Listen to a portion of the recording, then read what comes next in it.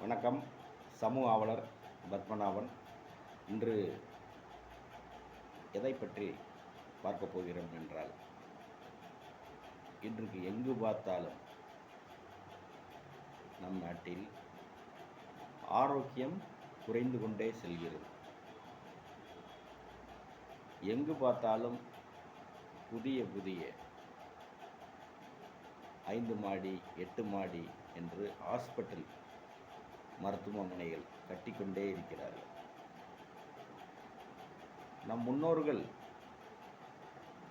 சாப்பிட்டதை போல் உணவு, பாரம்பரிய உணவு வகைகள் இப்பொழுது யாரும் சரியாக எடுப்பதில்லை.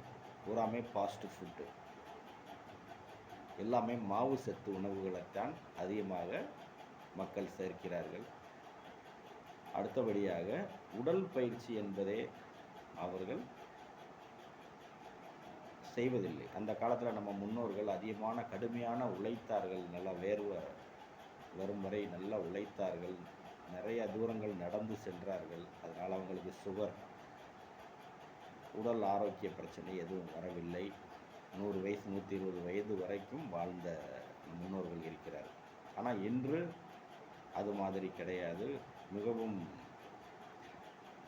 நாம் சாப்பிடக்கூடிய உணவில் பார்த்திங்கன்னா, காய்கறிகள் அனைத்திலும் மருந்து, ரசாயனம். இப்படி மண்ணோட பிஹெச்டி லெவலே குறைஞ்சிருச்சு. நம்மளோட பிளட்டோட பிஹெச்டி லெவல் 9.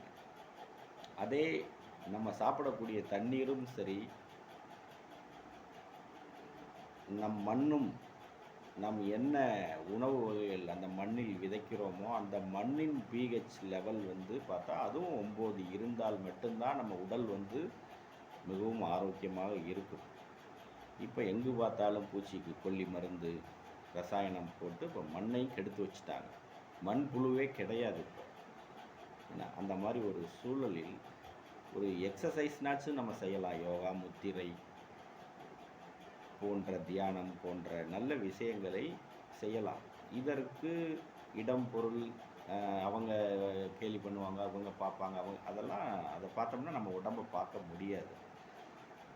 இதை நம்ம பெற்றோர்களே நிறையா பிள்ளைகளுக்கு எப்படி புக் எடுத்து படிக்கலையா, நல்ல மார்க் வாங்கணும் அப்படின்னு திட்டுறோம்ல. அதே போல் காலையில் எழுந்தவுடன் அவங்களுக்குன்னு இப்போ நம்ம காலையில் எழுந்ததுமே காலை கடன் எல்லாம் முடிச்சுட்டு நம்ம அவங்கவுங்க பணிகளை செய்கிறோம். அதே போல் இதுவும் ஒரு காலை கடனாக ஒவ்வொரு வீட்டிலும் நினைத்தால் மட்டுமே உடல் ஆரோக்கியம் வரும்.